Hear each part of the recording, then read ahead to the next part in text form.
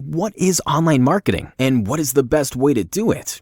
Despite the fact that online marketing has been around for like 15 years now, it's still pretty hard to find proper answers to those questions, isn't it?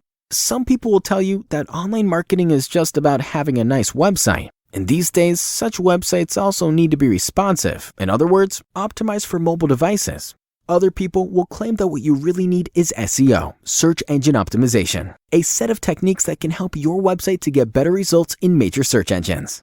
Go PPC, you will also hear, advising you to invest in pay-per-click campaigns to support the search results. And who hasn't heard about social media yet? There is an opinion that the only marketing you need is your online presence and content creation on the major social networks. So who's actually right? Well, in fact, none of those statements are entirely correct, since what you really need is a strategy, an essential document which defines how to interconnect all of the marketing channels to work together in a perfect synergy. Because that's the only way how to reach your goals, improve your business effectively, and save your money. And who can help you with that?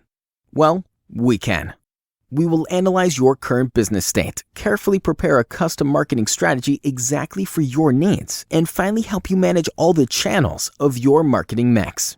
So stop wasting your money on bad decisions. Contact us and let us help you today.